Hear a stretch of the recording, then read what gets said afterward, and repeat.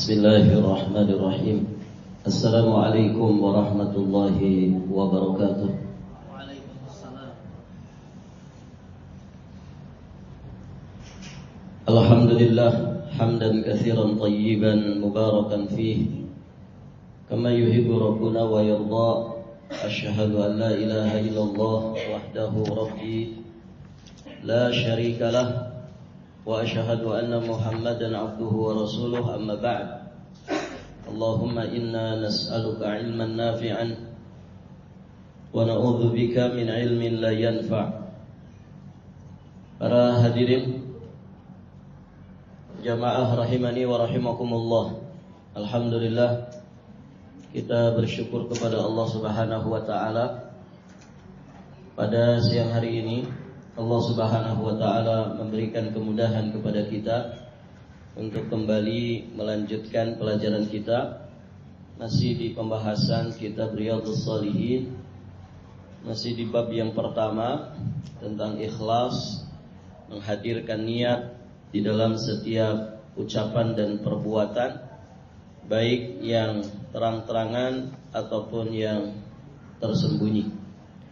Kita sekarang masuk di hadis ke-7.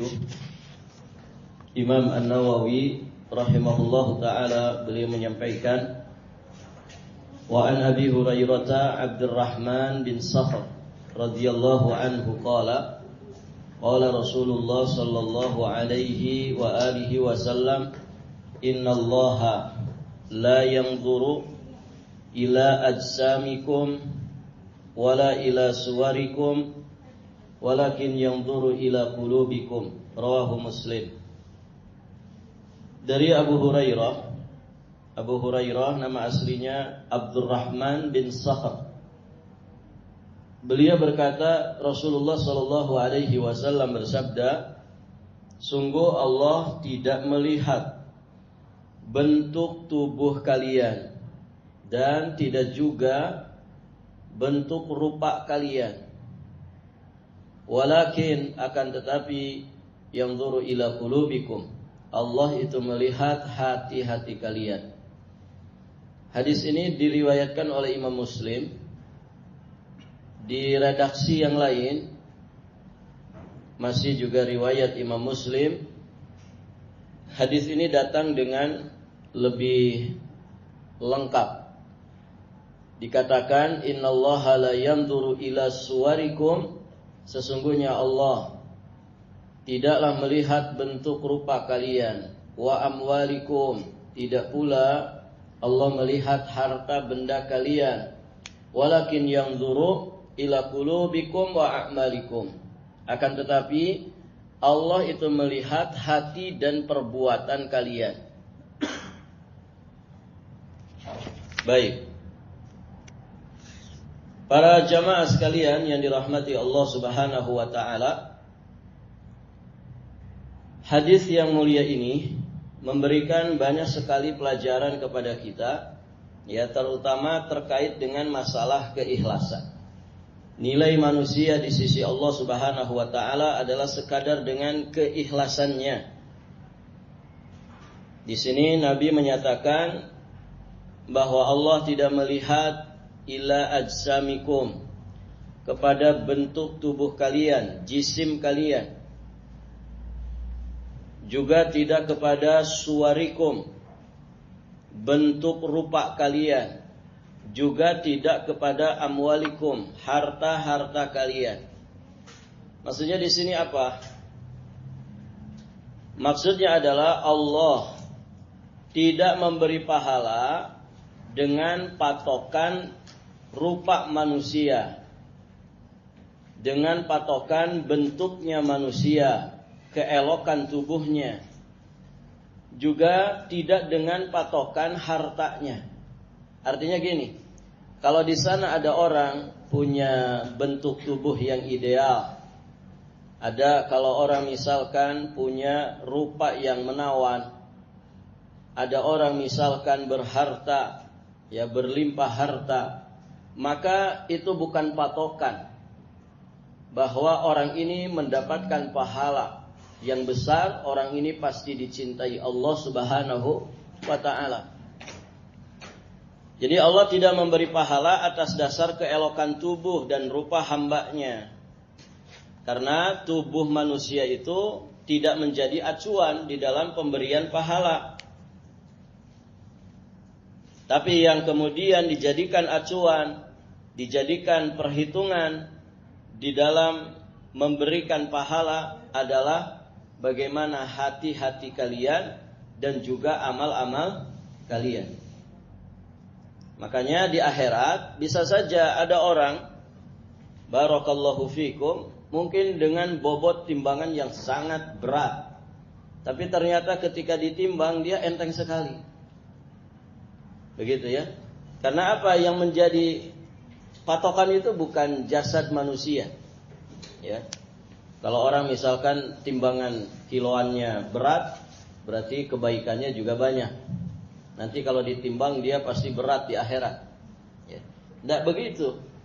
Ada orang yang mungkin, ya disebutkan di satu riwayat, rajulun samin, ya ada seseorang yang besar badannya, ternyata ketika ditimbang di akhirat, ya, kebaikannya itu tidak ada, walaupun hanya seberat dari atau seringan dari sayap nyamuk.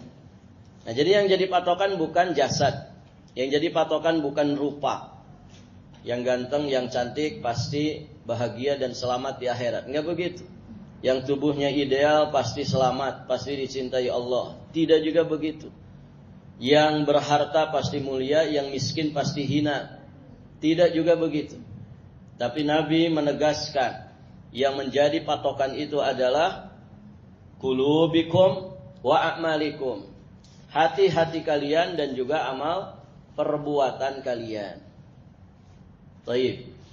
Nah, dari sini kita bisa memahami bahwa patokan dasar untuk menjadikan amal itu berkualitas, ada patokan zahir, ada patokan batin. Patokan batin jelas bagaimana hati manusia itu saat dia melakukan amal kebaikan.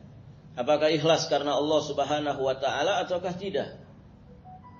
Nah, ini patokan amal batin. Kemudian yang kedua patokan amal zahir. Apakah amalnya secara zahir sesuai dengan petunjuk Allah dan Rasulnya, sesuai dengan contoh praktek Rasulullah Sallallahu Alaihi Wasallam ataukah tidak? Nah, ini yang menjadi patokan. Amal batin itu kuncinya adalah keikhlasan. Sedangkan amal zahir itu kuncinya adalah ittiba'un nabi, mengikuti Rasulullah Muhammad sallallahu alaihi wa alihi wasallam, yang sejatinya ini sudah terkandung di dalam dua kalimat syahadat yang kita ikrarkan. Makanya disimpan di nomor pertama dua kalimat syahadat ini, sebelum rukun Islam yang lainnya. Nah, dua kalimat syahadat maksudnya adalah syahadat la ilaha illallah. Ini sejatinya adalah makna dari keikhlasan, barometer amal batin. Sedangkan syahadat Muhammad Rasulullah itu adalah barometer amal zahir. Ya. Tidak cukup niat yang baik, tapi harus sesuai dengan contoh Rasulullah Muhammad Sallallahu Alaihi Wasallam.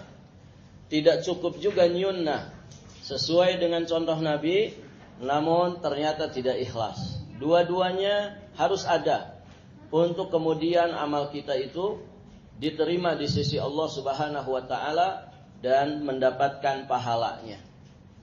Nah, dari dua ini,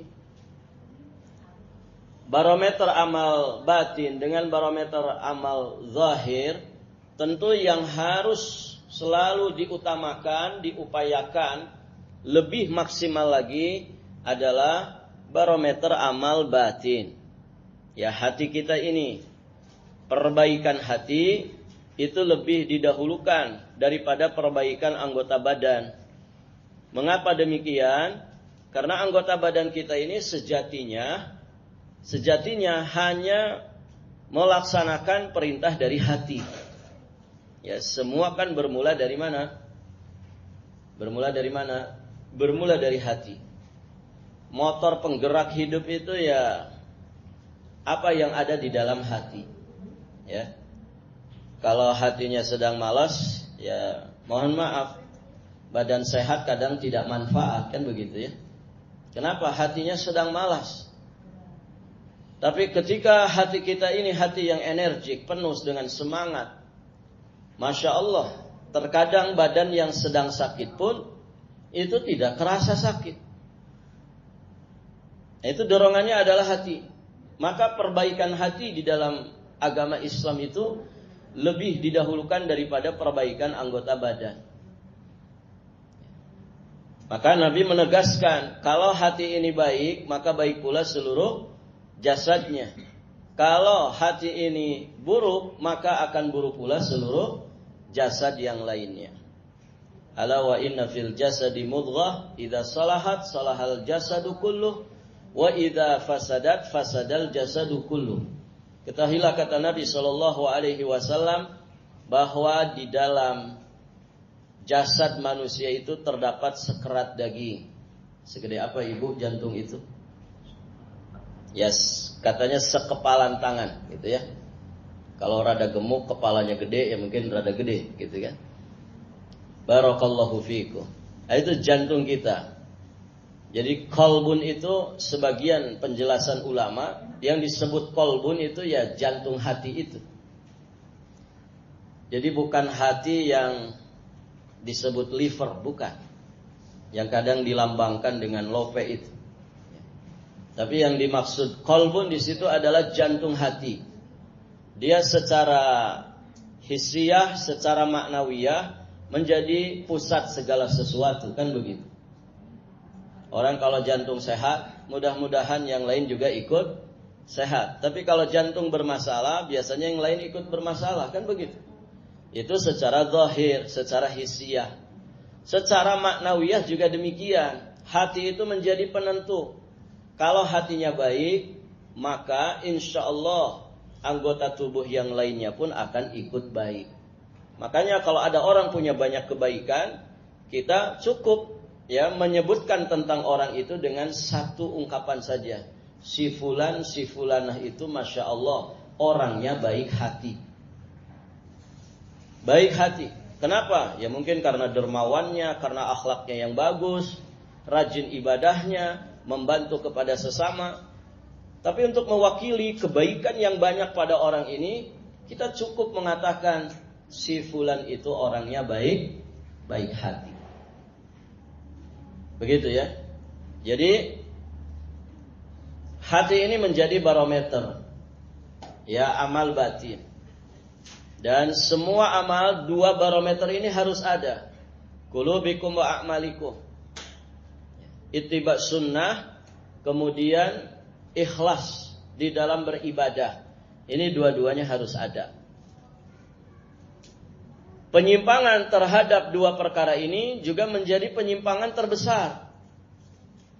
Kenapa? Karena menyimpang terkait dengan rukun Islam pertama. Makanya dosa syirik itu ya jangan disepelekan. Dosa syirik. Karena itu merusak syahadat la ilaha illallah. Itu dosa hati ya, dosa yang paling merusak hati, dosa syirik. Ya, sebagian orang naudzubillah ya, hidupnya berpindah-pindah dari satu kesyirikan kepada kesyirikan berikutnya.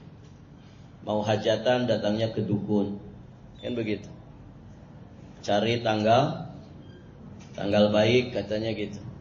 Cari hari baik, cari tahun yang baik. Mau kawin datangnya ke dukun. Ya selalu rujukannya dukun. Naudzubillah. Ya. Ibu, dukun disebut apa? Orang pintar, padahal bodoh dia. Udah sekolah, kadang gak gosok gigi 10 hari, gitu kan. Rumahnya mengerikan. Ya. Katanya bisa menggandakan uang. Kalau dia bisa menggandakan uang, dia akan hidup berkemewahan, berkelimpahan. Tapi ada saja orang yang ketipu. Gitu ya. Dukun itu kan ada dua sebetulnya. Ada dukun asli, ada dukun palsu. Kalau dukun asli itu ya yang kerjasama sama setan dari bangsa jin. Ya. Kalau dukun palsu ya main trik saja itu. Gitu ya. Nah, dua-duanya mengerikan dan banyak menipu manusia.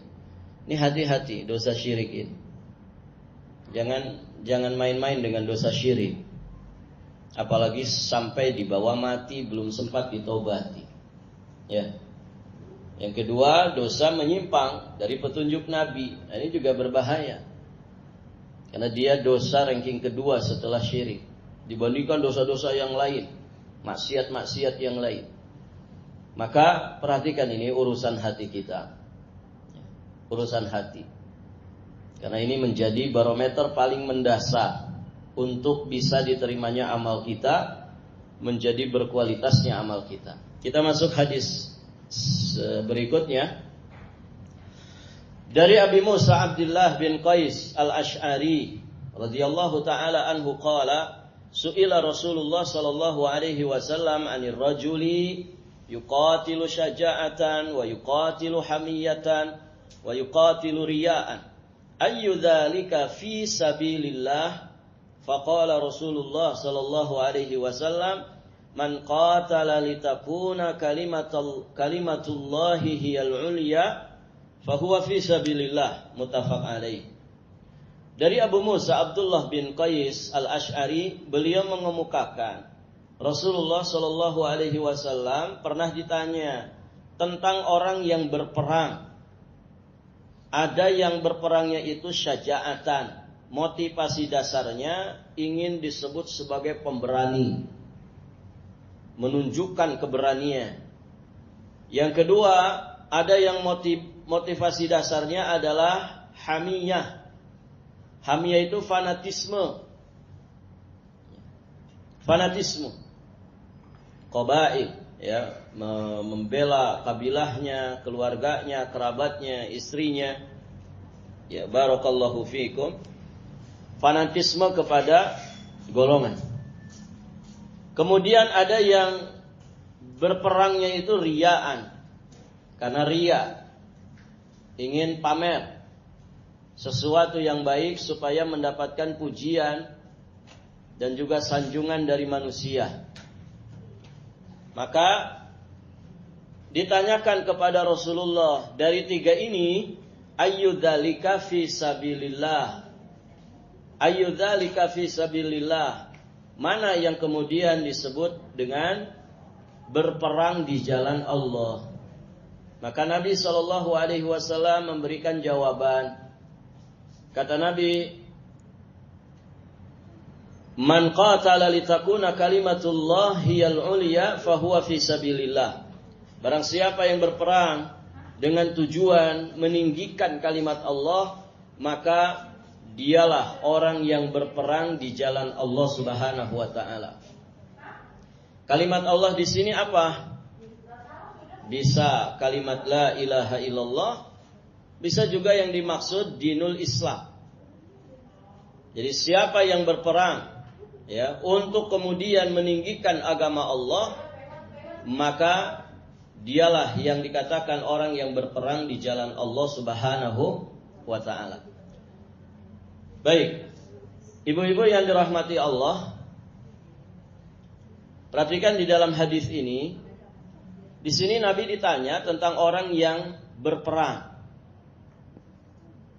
Berperang maksudnya adalah jihad.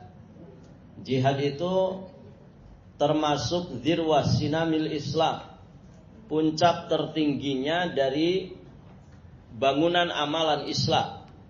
Puncak tertingginya adalah jihad. Karena resiko jihad itu ya kalau tidak terluka ya mati, begitu ya. Resiko jihad. Nah, dia termasuk amalan yang sangat tinggi kedudukannya di sisi Allah Subhanahu wa taala.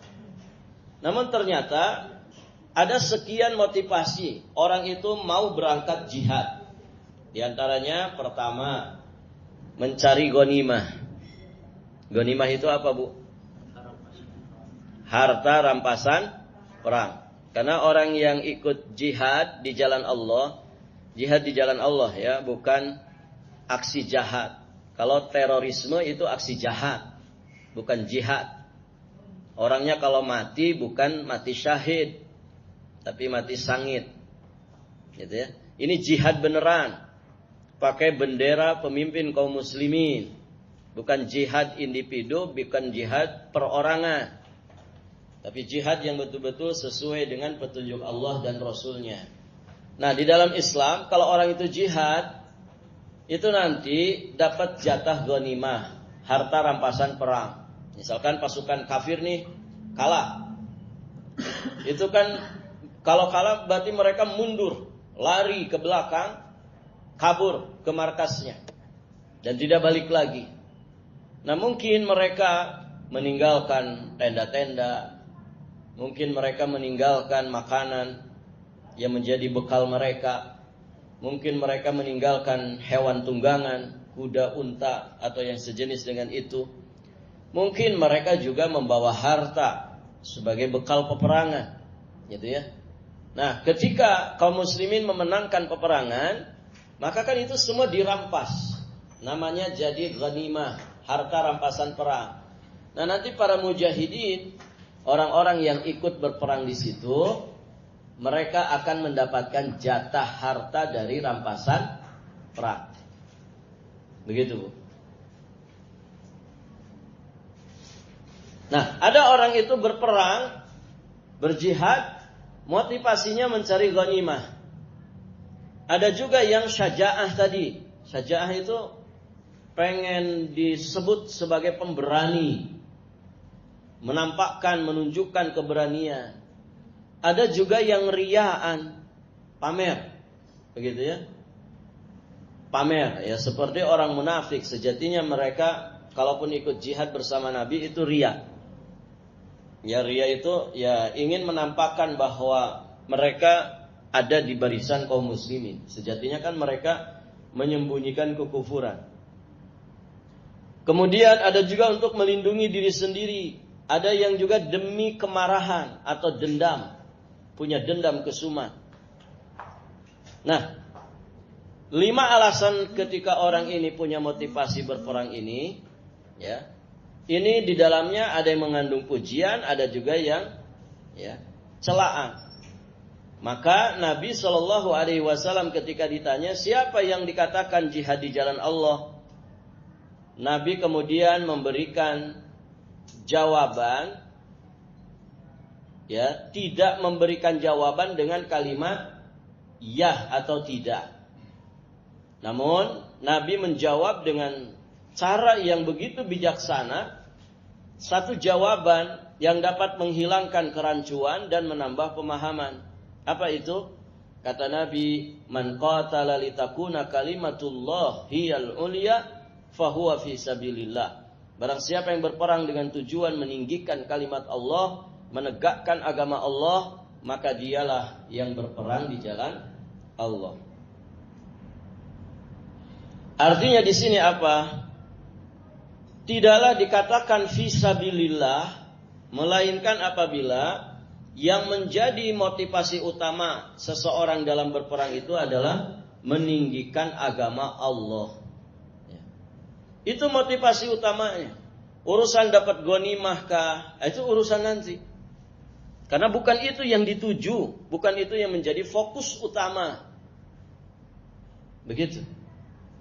Bukan juga ingin disebut sebagai pahlawan, tidak. Bukan itu fokus utama.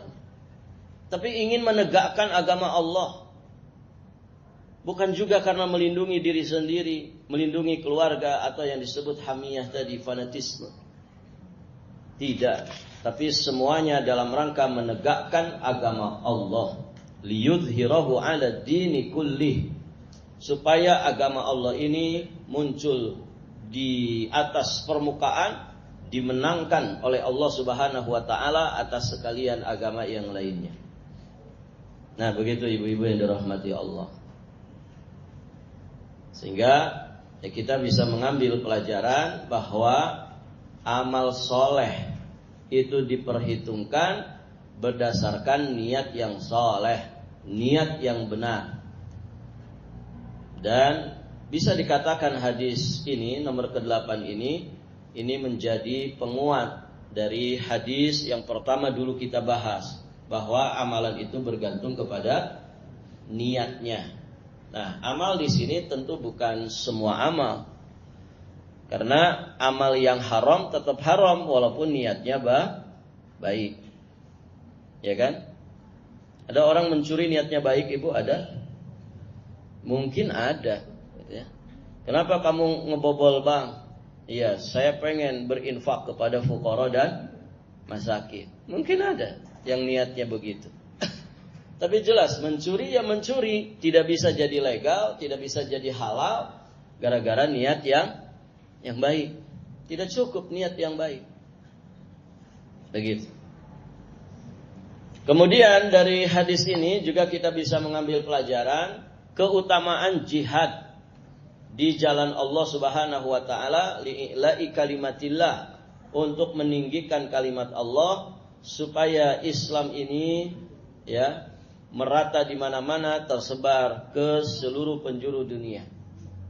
Karena sebagaimana namanya Islam itu dari kata ya aslama yuslimu islaman. Orang kalau berislam insyaallah dia akan selamat lahir batinnya, dunia dan juga akhiratnya. Wala tamutunna illa wa antum muslimun. Ya. Nabi ketika nulis surat ke Raja Romawi itu kan begitu. Aslim taslam. Berislamlah engkau maka engkau akan selamat. Ya. Jadi bersyukurlah Ibu kalau kita dimudahkan berislam, karena Allah dan Rasulnya dengan Islam ini ingin menjadikan kita itu orang-orang yang bahagia, orang-orang yang selamat lahir batinnya, dunia dan juga akhiratnya. Begitu. So, Ibu, dari awal sampai akhir kalau kita mau kaji ini ajaran syariat Islam ini, itu semuanya ngajarin kita bahagia. Ya. Yang paling bahagia hidupnya itu siapa, Ibu? Ada yang sedang bahagia di sini? Ibu-ibu? Ada yang sedang bahagia? Belum, Ustaz, tanggal tua ini. Bentar lagi bahagia. Ya. Iya. Yang paling bahagia itu orang ikhlas. Orang apa, Bu? Orang ikhlas. Keywordnya bahagia itu ada berapa sih? Orang bahagia itu pertama orang yang berilmu. Itu bahagia itu, Bu. Semua sepakat itu. Para pakar, para peneliti, orang itu kalau ingin bahagia belajar, berilmu. Ya kan? Itu kunci kebahagiaan. Yang kedua apa? Qanaah. Qanaah itu apa, Ibu? Qanaah itu merasa cukup, merasa puas dengan pemberian dari Allah Subhanahu wa ta'ala. Kemudian yang ketiga, kunci kebahagiaan itu adalah bagaimana kita mengelola mental kita ini untuk selalu menjadi nafsul mutmainnah, jiwa yang tenang. Ngadepin apapun tenang. Gitu ya. Menghadapin apapun tenang. Katanya tanah yang tidak di apa-apakan disita negara. Ah, tenang saja. Kenapa tenang, Ibu? Ya, enggak punya tanah gitu kan. Tenang saja, ngadapin apapun tenang. Jiwanya jiwa yang tenang. Ya. Nah, ketenangan jiwa itu hanya ada sesungguhnya pada keikhlasan. Dan Ibu, bahagianya orang ikhlas itu durasinya panjang. Kan kebahagiaan itu macam-macam, Ibu ya. Durasinya. Ada yang pendek, ada yang sedang-sedang, ada yang durasinya tak terbatas. Nah, ternyata puncaknya itu keikhlasan. Orang yang akan bahagia, orang yang akan senang, orang yang akan terus-menerus ada di dalam ketumakninahan, itu orang-orang ikhlas. Ada apa yang dipersulit oleh orang ikhlas, Ibu? Apa yang dianggap berat oleh orang-orang ikhlas? Tidak ada. Setan saja takluk sama orang ikhlas. Jadi memang bab pertama ini dalam kitab Riyadhus Shalihin ini memang bab yang harus diutamakan. Karena ini yang menjadi pondasi dasar dari semua bab yang akan dibahas di dalam kitab Riyadhus Shalihin ini. Makanya tadi kan dia syahadat la ilaha illallah, rukun Islam pertama, yang menjadi asas dari semuanya.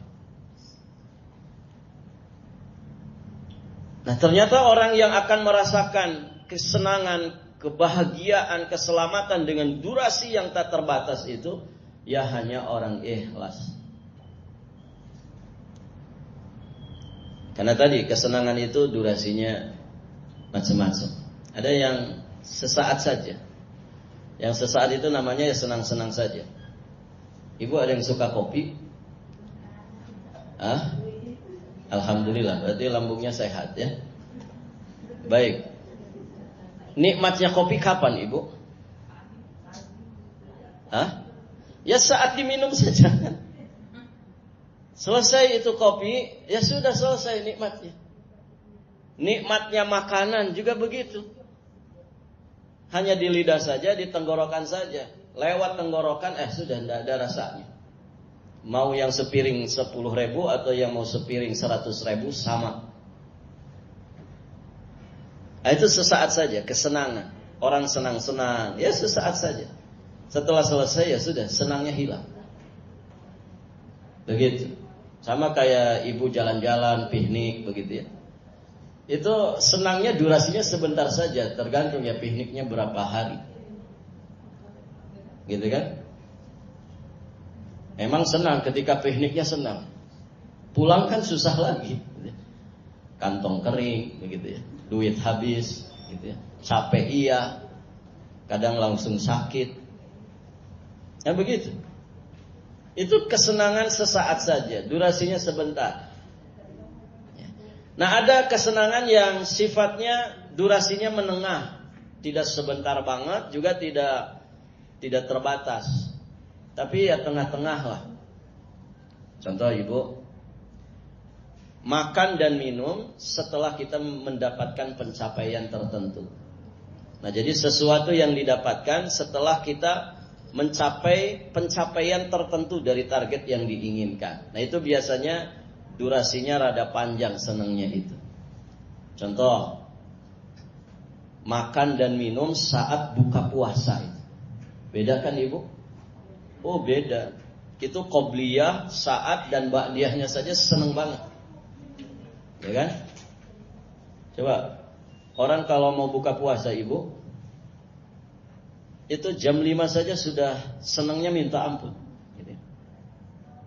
Udah disiapin segala sesuatu. 15 menit sebelum azan, kolang-kaling, es teler sudah selesai semua dibikin.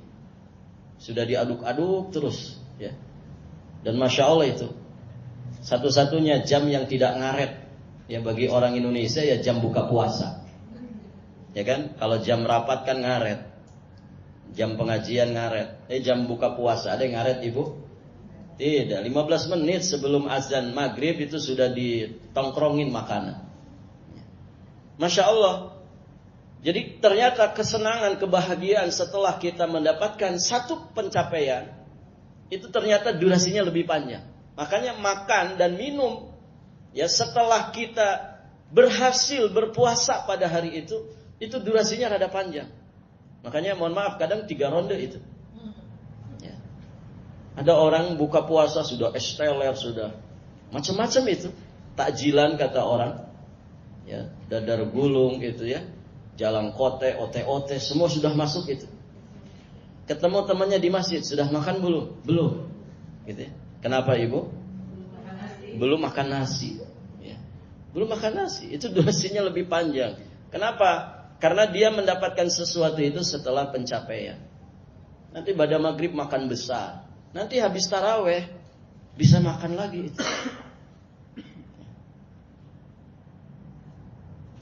Nah, ada yang kebahagiaannya itu durasinya tak terbatas. Itulah orang-orang yang qanaah, orang-orang yang ikhlas. Kenapa? Ya karena keikhlasan ini luar biasa. Ya bagaimana orang tidak bahagia dengan keikhlasan? Orang yang ikhlas itu ya bersih hatinya, murni maksud dan tujuannya karena Allah. Ya. Kalaupun dia tidak mendapatkan apapun yang diharapkannya, justru tetap menjadi kebaikan. Makanya nanti di bab-bab setelah ini kan nanti akan dibahas bab ridho, bab syukur, bab sabar, bab tawakal, bab tobat. Ini Masya Allah, ajaran Islam ini Ibu menggiring kita kepada kebahagiaan. Kebahagiaan, semua jenis kebahagiaan. Baik yang durasinya tadi seketika saja, atau yang menengah, atau bahkan lebih dari itu, kebahagiaan yang durasinya tanpa batas. Begitu. Makanya qanaah itu penting. Merasa puas menerima dengan jatah pemberian dari Allah, ini kunci kebahagiaan.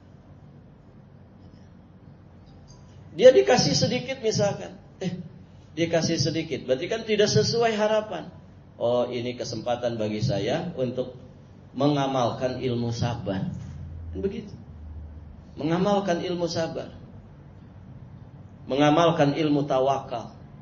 Dapat sukses, berhasil sesuai dengan harapan. Masya Allah, tetap menjadi kebaikan dan berbuah kebaikan. Ini tugas saya untuk mempraktekkan ilmu syukur. Kan begitu. Jadi Masya Allah ya, Imam Nawawi itu bikin nulis kitab Riyadhus Shalihin. Itu luar biasa. Dia seperti kurikulum, silabus pendidikan yang membimbing perjalanan hidup manusia, lahir batinnya, ya, juga semua muamalahnya. Ini kan nanti bab-bab pertama ini itu lebih terkait dengan ya kita dengan diri kita sendiri, ikhlas. Nanti ada bab setelahnya taubat, tawakal, ya. Nanti ada kaitannya dengan bab-bab yang terkait dengan muamalah kita dengan sesama hamba Allah, gitu ya. Dan demikian seterusnya. Taib. Ini di sini saja keikhlasan ini kalau kita miliki, Masya Allah, kita akan menjadi orang yang selalu bahagia. Ya, selalu tenang hidupnya, jiwanya menjadi jiwa yang tumakninah. Baik. Para jamaah sekalian yang dirahmati Allah, pelajaran berikutnya disunahkan mempertanyakan alasan suatu perbuatan. Hal itu ditujukan oleh keterangan Nabi mengenai motivasi dasar yang melandasi perang dan jihad. Apa sebetulnya, untuk apa orang itu berjihad? Ya. Ditanyain, ya, supaya mendapatkan kejelasan sehingga ketika ada yang tidak tepat nanti diberikan pencerahan oleh Nabi Shallallahu Alaihi Wasallam. Kemudian dari riwayat ini kita juga bisa mengambil pelajaran wajib mendahulukan ilmu atas amal. Ya, Imam Bukhari dalam satu babnya di Sahih Bukhari memberikan satu judul Babul Ilmi Qoblal Qawli wal Amal. Berilmu dahulu sebelum berucap dan berbuat. Nah, di riwayat ini juga ada petunjuk untuk itu, bahwa ilmu itu didahulukan atas amal. Berdasarkan pertanyaan yang diajukan seseorang di dalam hadis tadi. Sebab orang itu tidak berperang, kemudian bertanya. Tetapi dia bertanya dulu, baru kemudian berperang. Ini saya mau jihad ya Rasul. Bagaimana kalau orang itu berjihad, motivasi dasarnya karena hamiyah, fanatisme. Motivasi dasarnya karena dia ingin disebut pemberani. Motivasi dasarnya karena dia tadi, barakallahu fikum, ingin dapat ghanimah. Atau karena ingin pamer. Mana di antara itu yang dikatakan fisabilillah? Itu sebelum berperang. Bertanya dulu, minta petunjuk, memohon penjelasan ilmu dari Nabi. Nah, berarti ilmu itu didahulukan sebelum beramal. Ya samalah, ilmu dunia kan juga begitu. Sebelum praktek ada apa dulu, Bu? Teori, kan begitu. Jadi dokter, jadi perawat misalkan, kan belajar dulu. Belajar. Nanti dapat dipraktekkan. Belajar lagi. dapat ilmunya dipraktekkan lagi. Kan bahaya kalau kemudian tidak belajar tapi langsung praktek, mau kayak apa? Saya pernah tinggal di Baduy, Ibu ya. Orang Arab Baduy. Di sana itu Ibu, ya saking Baduynya mungkin ya enggak tahu juga prosedurnya gimana. Itu kalau kita datang ke dokter, itu suruh nyuntik sendiri. Ya. Jadi dikasih apa ini? Apa yang namanya? Suntikan itu. Dikasih suntikannya, terus dikasih botol kecil untuk ngisi ya suntikannya itu. Disodorin sendiri. Jadi bukan dokter yang nyuntik. Ya, barakallahu fikum. Mungkin karena beda ya di sana dengan di sini. Baik. Nah ini kan kalau salah-salah berbahaya kan ini. Ada teman kita sakit waktu itu. Itu diimpus. Diimpus itu udah berapa kali dicolok ininya ya. Tangannya itu tidak keluar. Ya, tidak mau jalan itu impusannya. Sampai kesakitan. Nah, ini berbahaya. Ternyata usut punya usut, kita kadang ngobrol sama orang Arab itu. Ini gimana modelnya kok kayak gini di sini? Ya namanya di Baduy, Ibu ya. Syukur-syukur ada tempat kesehatan gitu.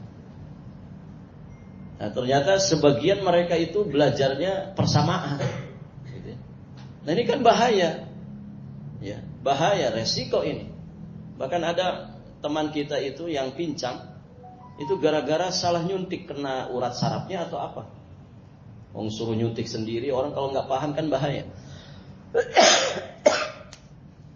Nah, ibu-ibu yang dirahmati Allah, jadi segala sesuatu itu pondasi dasarnya ilmu. Ilmu itu harus didahulukan. Nah, kalau ini tidak berjalan dengan baik, kalau terkait urusan dunia, ya resikonya dunia. Ada malpraktek kan begitu ya. Ada mungkin kecelakaan. Ada mungkin kebinasaan, musibah. Gara-gara apa? Ya gara-gara orang tidak punya ilmu ya, tapi kemudian nekat untuk melakukan sesuatu. Ya resikonya dunia, kalau itu urusan dunia. Tapi bagaimana kalau kemudian terkait dengan kebaikan agama ini? Terkait dengan keselamatan kita di kehidupan akhirat. Wah, kita bisa ngeri. Karena resiko akhirat itu jauh lebih mengerikan daripada resiko dunia. Resiko dunia itu paling banter apa Ibu? Hilangnya nyawa. Kan begitu. Itu sudah paling banter. Orang rugi, orang bangkrut, orang terjatuh, celaka gitu. Resiko terbesarnya hilang nyawa. Sudah itu resiko terbesar dunia.